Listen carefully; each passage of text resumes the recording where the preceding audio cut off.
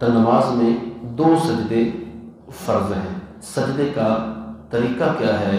نبی مکرم صلی اللہ تعالیٰ علیہ وآلہ وسلم نے ارشاد فرمایا، حدیث مبارکہ میں آتا ہے، آقا کریم رؤوف الرحیم صلی اللہ تعالیٰ علیہ وآلہ وسلم نے ارشاد فرمایا، اللہ تبارک و تعالیٰ جل شانہ نے مجھے حکم دیا کہ 7 ہڈیوں پر سجدہ کروں، اور یہ حکم دیا کہ میں اپنے کپڑے اور بال نہ سمیٹوں۔ یہ سجدے کا ہے۔ علماء نے فرمایا یہ جو 7 ہڈیاں ہیں یہ کون سی ہیں؟ تو لکھا ہے منہ اور دونوں ہاتھ اور دونوں گھٹنے اور دونوں پنجے، پاؤں کے دونوں پنجے، یہ 7 ہڈیاں جو ہیں یہ بنتی ہیں جن پر سجدہ کرنے کا حکم ہے۔ یعنی کہ مثال کے طور پر جس کے ہاتھ نہیں ہے وہ تو بیچارہ ہے ہی معذور نا، جس کے ہاتھ ہے اس کی بات کر، جس کے پاؤں نہیں ہے وہ بھی معذور ہے، اس سے بھی یہ ثابت ہو جاتا ہے۔ جو تندرست بندہ ہے، جو سجدہ کرے اور ہاتھ اٹھائے رکھے، صرف ماتھا لگائے تو ہاتھ نہ لگائے تو پھر اس کا بھی سجدہ ناقص ہوتا ہے۔ اسی طرح ہاتھ تو لگائے، ماتھا تو لگائے، لیکن پیچھے سے پاؤں اس کے اٹھ جائیں، پنجے نہ لگے تو پھر بھی اس کا سجدہ نہیں ہوتا۔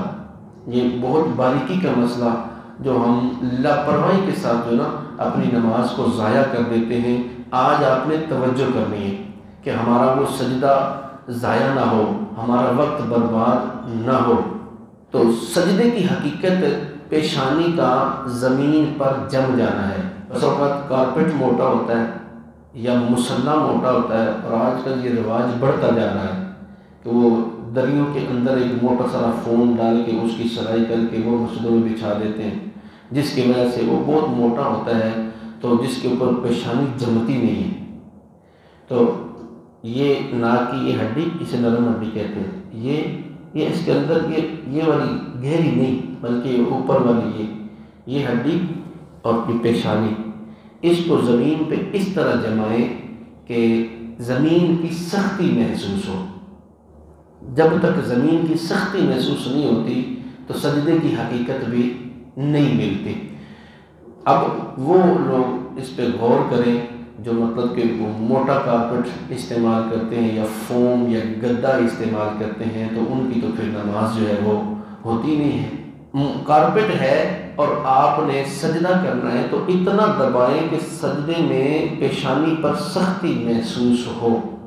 اگر سختی محسوس صحیح ہو رہی ہے تو سجدہ صحیح ہے، اور اگر سختی محسوس نہیں ہو رہی تو پھر کارپیٹ کو ہٹا دیا جائے، پھر وہ فوم کو، گدے کو سائڈ پہ کر دیا جائے اور نماز کو درست کر لیا جائے۔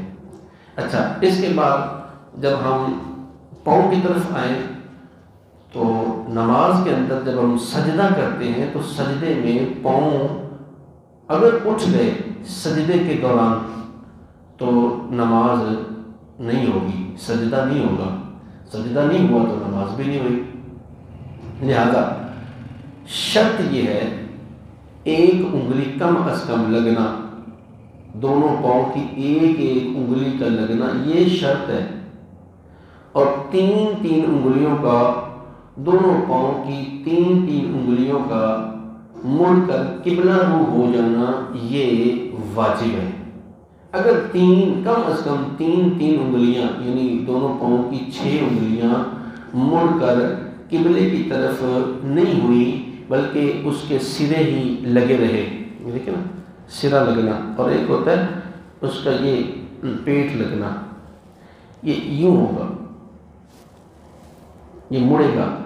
جس طرح آپ کو ایزیلی سمجھاتا ہوں کہ آپ چلتے ہیں، چلنے کے دوران جو انگلیوں کی جگہ زمین پر لگتی ہے وہی سجدے کے اندر بھی لگنا ضروری ہے، وگرنہ سجدہ درست نہیں ہوگا۔